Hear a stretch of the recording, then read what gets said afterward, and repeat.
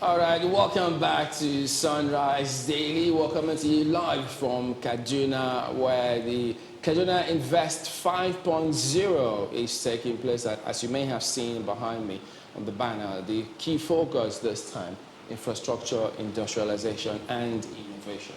But this time we've got the governor here with us himself, Nasir El-Rufai. Good morning, sir. Thank you for joining us. Good morning, Chamberlain. Morning, all.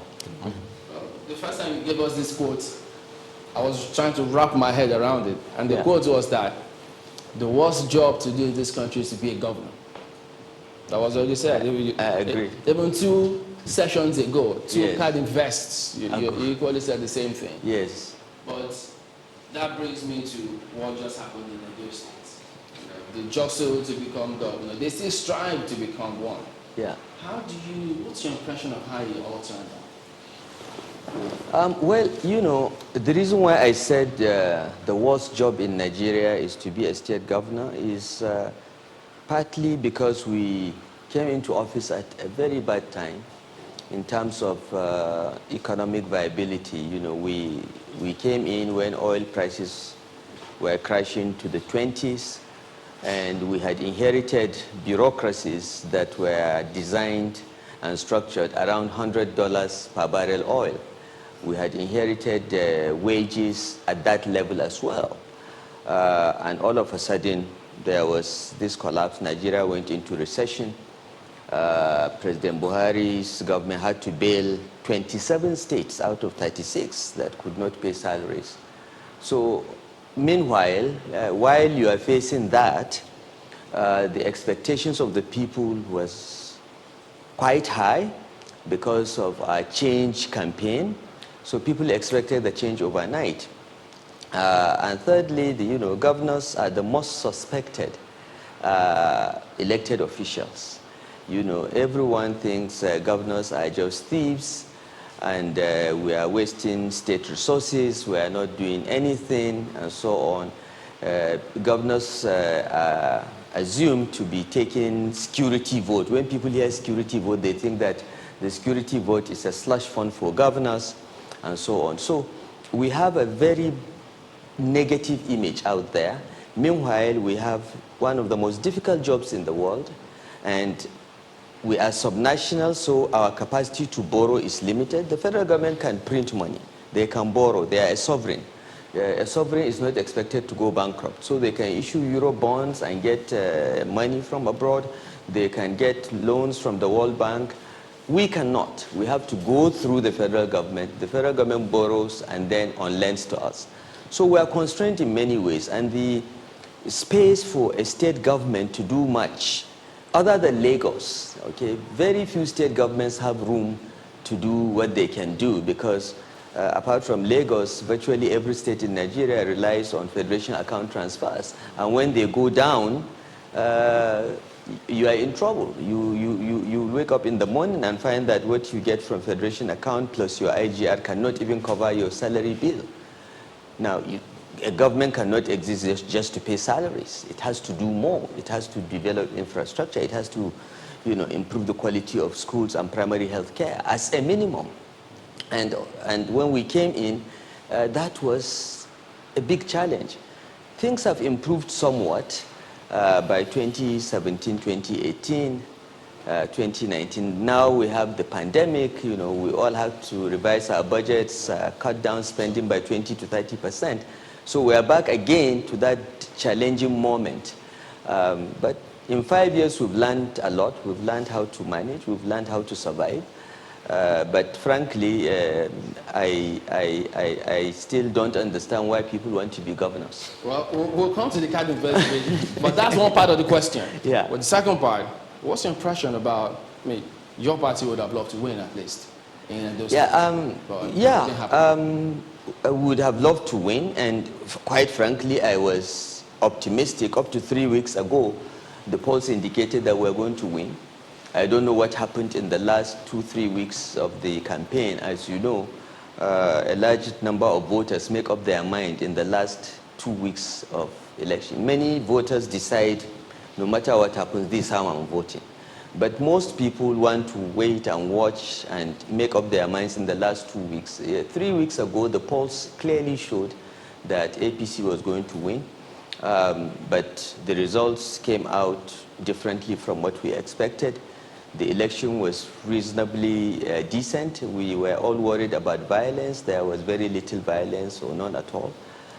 So, you know, Obaseki has won. That's it. You know, you can't go into election without adverting your mind to the possibility of losing. And one thing that President Buhari's government has always done is to say that there must be free and fair elections and the people's choice must prevail. And the president has never used what is called federal might that other governments have used in the past to steal elections. We always insist that everyone should go and pitch to the people and may the best man win. And we can live with it. Okay, if I could draw from that principle, you can't go into an election without thinking about possibility to lose. Yeah. Some also think the same could apply for business, investments. Yeah. CAD Invest 5.0 at a time where people thought, I mean, several things suffered, businesses, economy, sports, different sectors. Yes. CAD Invest is holding. Yes. What's the overarching mindset about going on with this one? Yeah, you know, these are difficult times, but difficult times present opportunities. The way the world works is the way society develops is innovation and creative destruction. This pandemic will certainly kill some businesses permanently. Some will suffer, like the tourism industry is going to suffer for a while. The aviation industry will suffer for a while. It may require government support to remain afloat until people begin to get the confidence, you know, to travel. But new businesses are opening up. You know, e-commerce is booming. Logistics businesses, you know, delivery of goods and services to people's homes who don't want to go out and expose themselves to the pandemic is booming. So it is our job as a government to continue to create that enabling environment for new businesses that will be the natural outcomes of this creative destruction to thrive. So what we are trying to do in Kaduna State is to say that the small and medium-scale businesses that we allowed to operate even during the lockdown, what can we do to strengthen them, to make them grow? New businesses like logistics, food delivery, these fast food and takeouts, what can we do to support them so that they do better? What can we do about courier companies? What can we do about ICT companies, you know, call centers, our ICT hub? What more opportunities can we give to young people to make money, to connect them to the global economy? So in this crisis, there is an opportunity. Absolutely. And we must not waste the opportunity. That's why we felt that even though we cannot have a physical card invest, we can have a virtual one, and we can look at the issues that we feel are relevant at this point. We are putting the infrastructure to enable businesses in Kaduna to thrive. We are putting the environment and the incentives for them to thrive. We are putting the tax incentives, we are giving tax waivers, we are looking at even grants, free money in next year's budget to support our businesses that have suffered due to the lockdown. The retail businesses, when we shut down all the markets, many retail businesses have lost a lot of money. We have to find a way to get them back afloat because they employ a large number of our people. Absolutely. So we are focused on this, and we don't want the sad experiences of 2020 to remove our focus on what is important. And what is important is jobs, right. Okay, social development. We have to continue to find ways to educate our people. We have to keep them healthy because this pandemic will pass and life will continue, but it may be a completely different life. Different businesses will come up, some will die, some will be struggling, but it is our duty to look ahead and ensure that we protect them as much as possible. You know, speaking of businesses, I know the NIPC rated Kaduna high in terms of investment announcements. I think Yes. the highest in the country Yes. As at last year. But I recall during CAD Invest 2.0, you mentioned a potato processing factory in the Campro in Manchok, I believe. Yes. What became of that? Did that die? Well, and unfortunately, yeah, it has not died, but it is comatose, I will say, largely because the communities were hostile to the company. Vicampro had a two-stage investment process. The first was the farmland, because they have to produce enough potatoes at least to get their factory, when it is up, operating at least 50%. And then they have a system of outgrowers, so that they get more of the local people producing more potatoes using seedlings and so on and so forth. Unfortunately, you know, some of the elites in the area started this issue of ancestral land. This is their land. This and became hostile to the investor, and the investor had to scale down. We are still trying to find ways of reviving that.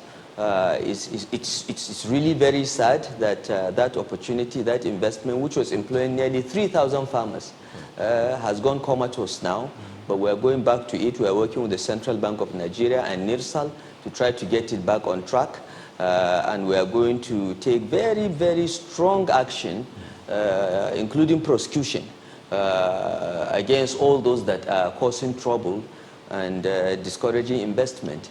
Because I know that, pardon me, at that time too, you had, in 2017, you had spoken about we being careful about community, I think your word was community interests. Yes. Balancing it with investments. Yes, yes. We always do that. We always try to, you know, whenever we have a big investor, particularly in agriculture, that take large parcels of land, one of the conditions we give is, if we give you 5,000 hectares for tomato, for instance, we gave Dangote 5,000 hectares for tomato, we got a commitment from him that another 5,000 hectares of local people engaged in tomato farming will also be part of his outgrower scheme. So he will give them seedlings, he will give them fertilizer, he will give them new technologies, extension services, and commit to purchase all their products so that they also learn from the new technologies and grow. This is what we do everywhere we have an agricultural investment, and it has worked. The only one that has not quite worked is the one in Southern Kaduna, Vicampro. Tomato Juice is doing very well here in Igabi local government. They have raised tomato production 9 times. Tomato output 9 times for the same piece of land. Local farmers are now producing 9 times what they used to produce. So they have all become rich. They are all wearing nice brocade and so on. They all have motorcycles, some have cars, and that is what it is all about. Now, Tomato Juice is now putting off a factory to process the tomatoes into tomato paste. GB Foods is also here, also to process tomato. We are the #1 producer of tomato, #1 in ginger, #1 in maize. We produce 22% of Nigeria's maize, and #1 in soybeans. And we are trying to leverage on that to try to not only get our farmers' productivity and production expanded, but also to move to agro-processing. And we have many companies coming to do that, and we're very grateful to all of them for the confidence and interest they have shown in the state. Your Excellency, these are definitely the things that we should give you. What's that score in JAM? No, it's secondary school is A1. So they're actually quite laudable. But then you have also identified a major challenge, which is that of connecting these lofty ideals, these lofty achievements with the people. Yeah. Now, how the challenge sometimes is how it's one thing for us to say something, it's another thing for the people to receive it the way it is intended. Yes. Yes. How are we doing that in order to ensure that CADInvest 5.0's investments, inputs or intakes are sustainable? Because I know that you would be thinking that, okay, we have investment in these areas, and these other areas we are having challenges like the Southern Kaduna that you talked about. What's the plan to create a communication system where the people themselves take ownership of all the investments that are going to come in? Yes, we have learned a lot in the last 4 years. For instance, we've realized that in spite of our best intentions, our communication with the grassroots has been below expectations. And this is why in our second term of office, we took a number of policy decisions. First, we've created an Economic Development Council consisting of all the agencies involved in investments, economic development. And it is their job to look holistically. So all the ministries and agencies involved meet every week to look at these projects, look at the bottlenecks, and ensure they are removed. And one of the things we found was we needed community engagement at the lowest levels, because many people don't see the long-term consequences of investment. They only see today, tomorrow, I'm losing my farm, I'm being asked to move 5 kilometers away, why should I do that? But when you have a Dangote or a tomato juice around you, you get certain benefits, as the tomato farmers in Igabi have found out. They are very rich now. They love the American lady who is the brain behind tomato juice. So in our second term of office, so we created that council. And we also, for the first time, I appointed a special advisor on community engagement. And it is her job to go to communities and sit with them and show them the importance of these projects. And luckily, we have a few examples of successes. You know, when we brought Olam to Kaduna, we had to give them land free. They gave us that as a condition. When I went to discuss with Olam's headquarters in Singapore, they said, we are not ready to buy land. We said, we'll give you land free. We had to pay 400 million to landowners from the state budget. And I had to go to the State House of Assembly to get approval before we did that. It was contentious in the State House. How can we give away 400 million to foreigners? Maybe the governor owns the company, this and that. And in the end, they approved. But Olam now invested $150 million. $150 million to build the largest hatchery and poultry in sub-Saharan Africa.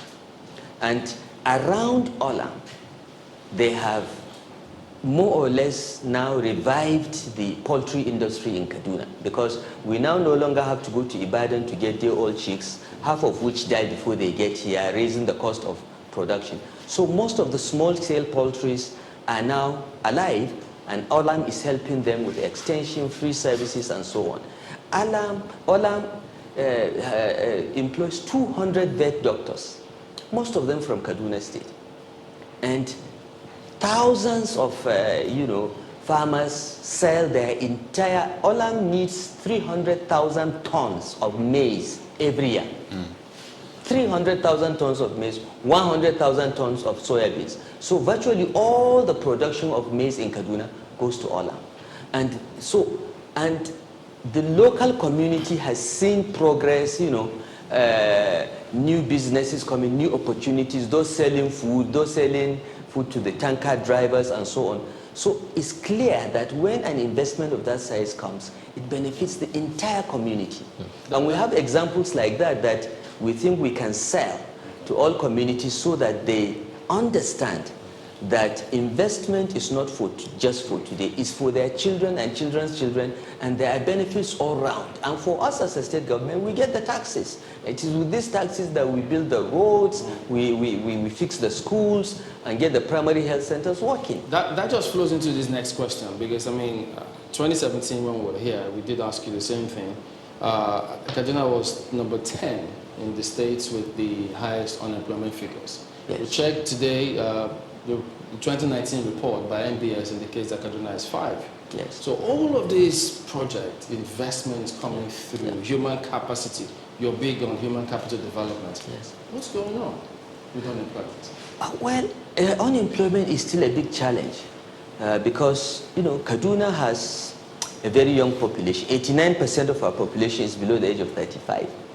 And unfortunately, because we've allowed the public education system to break down, the elites who are taking their children to private schools and abroad, the public education system produced secondary school graduates that could not speak 2 sentences of English.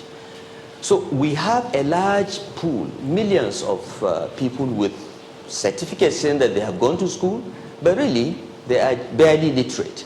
And we had to design programs to give them skills so that they are employable or capable of starting their own businesses. We have trained thousands of that.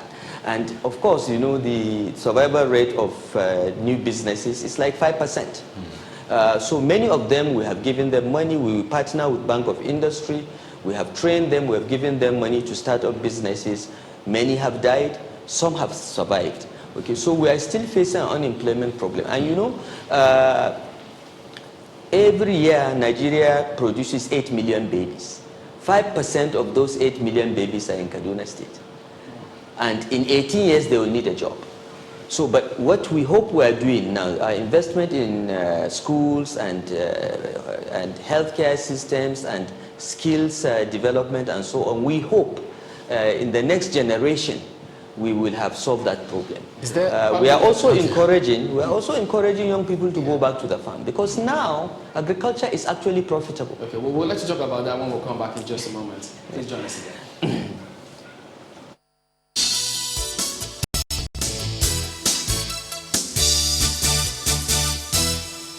All right, welcome back to Sunrise Daily. Well, Your Excellency, you were speaking about skills the other. Actually, I have 2 questions for you, but Yes. very quickly talk about this one. Is there a plan for a business incubation system where these young people that you talked about can be trained and nurtured in business so that it can be sustainable?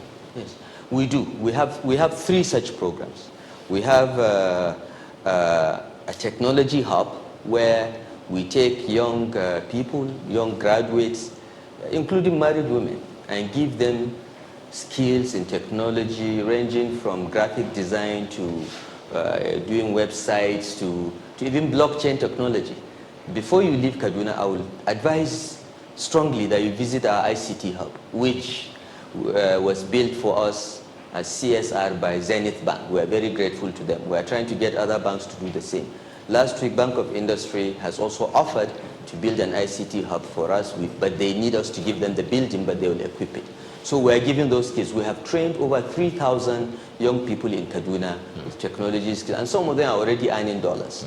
Okay, we have another business incubation hub that is focused on more traditional businesses with Stanbic IBTC. That has been going on for the past 3 years. Again, we have trained thousands of young people, and they are guided by Stanbic IBTC to start their own businesses. Okay. We also have a program we call CAD Step, where we take university graduates, put them through 3 months of training in how to keep books, how to start a business, marketing, and so on. And then we give them seed money. Their certificate of graduation is the collateral. We give them seed money at very low rates of interest, single digit, because we blend our funds with Bank of Industry so that they can get money to start their business. And some of them have done very well, some have not. But you know, this thing is hit and miss. Okay. So we are doing that. We are doing our best to incubate and encourage people their businesses. Sustainability is definitely an issue, and I'm sure you're thinking about that. Yes. But the first time we spoke on this program, I asked about your legacy plan. And you said you wanted to be remembered as someone who did something most governments didn't do before you came on. Yes. The Southern Kaduna issue is a touchy one. Yes. And every successive government may have done one thing or the other. Yeah. It will be, I think, a major legacy for you. Yes. To end that issue permanently. It's been on for 40 years. Yes. Without that, all investments in the states are on shaky ground, so to speak. What's the plan to end that issue finally? Well, look, the Southern Kaduna problem has been on, as I said, since 1980.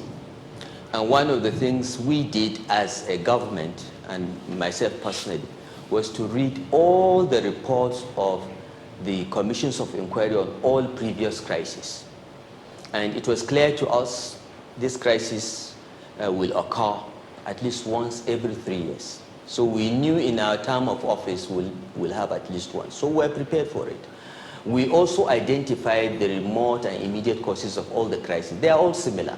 We also identified all the recommendations made by previous commissions of inquiry and the white papers that were never really implemented.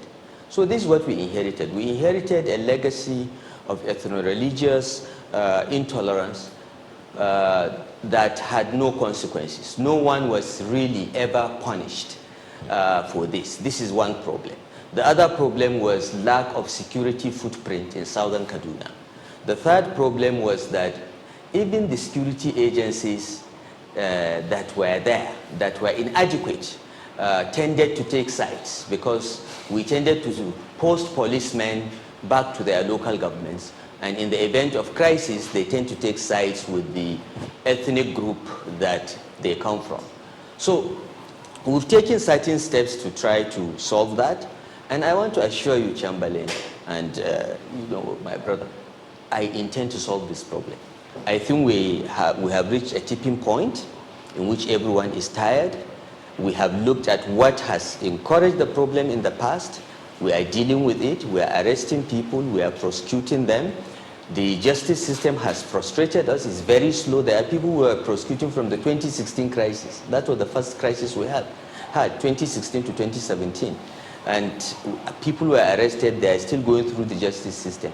If we are able to get a few people convicted, to send a message that when you do this, there are consequences, I think it will help.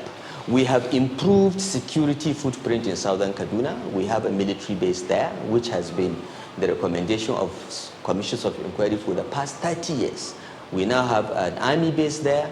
We have a permanent mobile police base there. And that's why in the Kafanchan and other areas that we had crisis in 2016, 2017, there is no problem there now. Now, we established a peace commission that will go to the communities and really get them to engage in peace building. I am determined that I'll be the last governor that has to face this problem. For me, it is a key legacy I want to leave behind.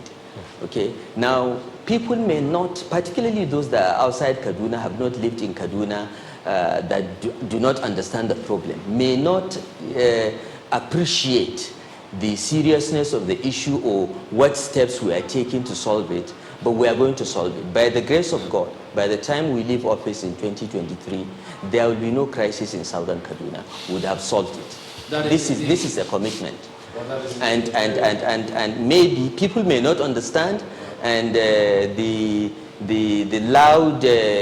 loud vessels that are empty like Sokapu may be issuing statements and so on, but on the ground we are making a lot of progress, because for the first time the community leaders, the traditional, are taking ownership and bringing people together to have peace. So we think we'll get there, and with the investments we are doing in infrastructure, the opportunities we are opening up for investment and jobs, we are going to solve the problem. We need to go actually, but we do thank you for your time this morning. So as you see, all roads lead to Kaduna for CADInvest 5.0, while we'll talk about innovation, infrastructure, and industrialization. So just people that are locked on the station. So we've been talking to His Excellency El-Rufai, Governor of Kaduna State. That is the show today. We thank you all for watching. We'll see you again tomorrow. I'm Chamberlain. I'm Kairo Kikelu. I'm Ayo Makinde. Stay safe. Have a good day.